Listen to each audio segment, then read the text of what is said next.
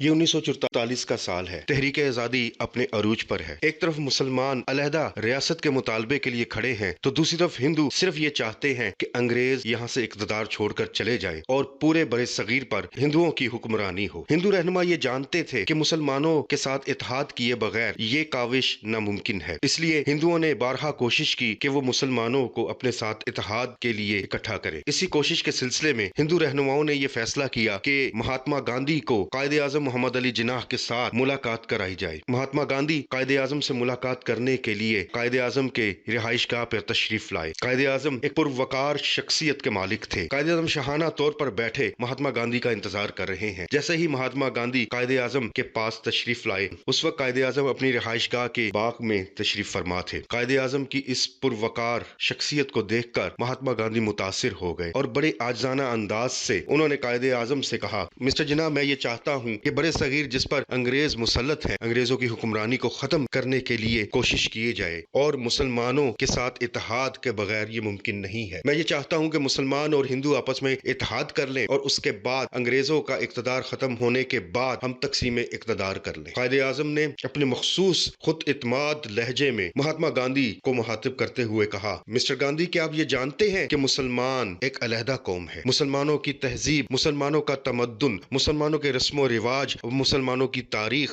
ہندوؤں سے علیحدہ ہے۔ برِ صغیر میں رہنے والے تمام مذاہب سے مسلمانوں کا مذہب علیحدہ ہے۔ ہمارا رہنا سہنا، ہماری طرز زندگی تمام مذاہب سے علیحدہ ہے۔ آج اگر میں آپ کے کہنے پر ہندوؤں سے اتحاد کا اعلان کر دیتا ہوں تو ایک وقت آئے گا جب ہمیں یہ اتحاد توڑنا پڑے گا، اور آج ہی یہ صحیح وقت ہے کہ ہم اپنی علیحدہ علیحدہ جنگ لڑیں۔ میری جنگ صرف یہ ہے کہ میں ایک علیحدہ ریاست کا مطالبہ کر رہا ہوں جہاں پر مسلمان اپنی مذہبی زندگی کو آزادانہ انداز سے گزار سکیں، کیونکہ مسلمانوں کے بہت سے رسم و رواج ایسے ہیں جو کہ ہندوؤں کے لیے قابل برداشت نہیں ہیں۔ اس لیے میں یہ چاہتا ہوں کہ مسلمانوں کی ریاست علیحدہ ہو، ہم علیحدہ ریاست کے قیام کے بعد اپنی زندگی آزادانہ طور پر گزار سکیں۔ مسلمانوں کے لیے ممکن نہیں ہے کہ وہ کسی اور قوم کے ساتھ مل کر رہے اور اپنے رسم و رواج اور اپنی مذہبی روایات کو ساتھ میں چلا سکیں۔ اس لیے ہمارے لیے یہ ضروری ہے کہ ہمارا ملک علیحدہ ہو، ہماری ریاست علیحدہ ہو، ہمارے قوانین اپنے ہو جو شریعت کے مطابق ہوں۔ گاندھی نے جب قائد اعظم کے یہ الفاظ سنے تو سر جھکا لیا۔ دونوں رہنماؤں کا مقصد یہی تھا کہ انگریزوں کے تسلط سے برِ صغیر کو آزاد کرایا جائے، لیکن ہندوؤں کی سوچ یہ تھی کہ انگریزوں کے جانے کے بعد برِ صغیر پر